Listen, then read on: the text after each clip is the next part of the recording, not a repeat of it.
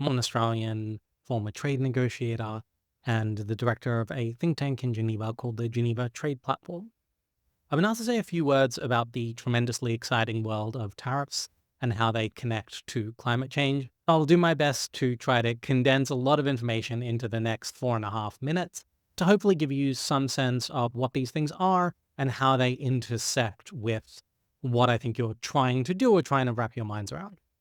So, for those who don't know, tariffs are a form of tax. They are a tax on imports. Effectively, when you bring in goods from overseas, the government will sometimes tax those goods up to a percentage of their value.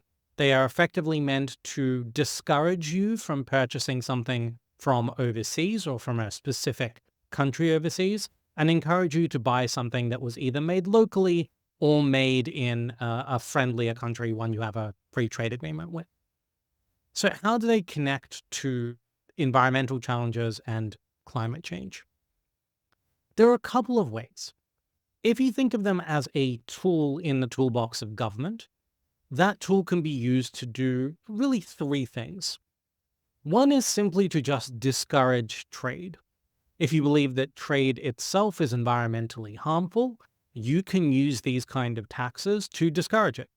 You raise tariffs, and that increases the competitive advantage of domestically produced goods, but it does raise the prices within the country. It's inflationary.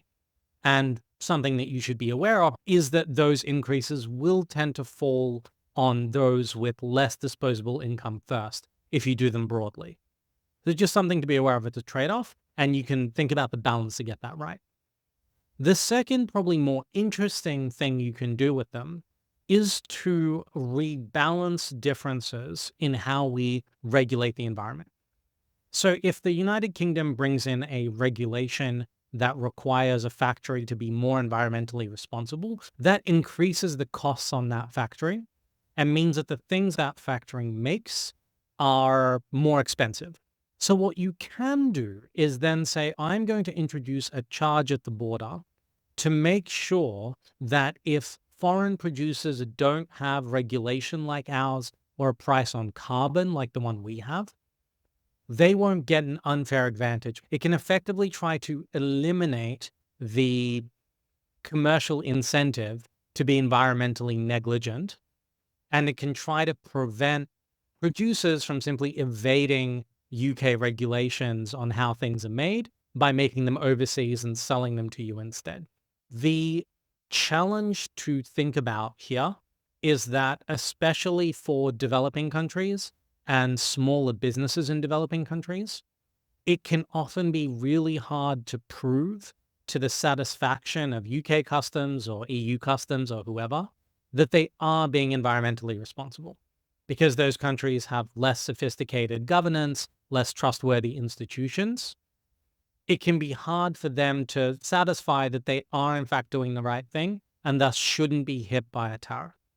And so in designing these kind of measures, something you have to think about is, are we going to inadvertently make life harder for smaller businesses in poorer countries that may even be doing the right thing? That's something to think about in the design of these programs.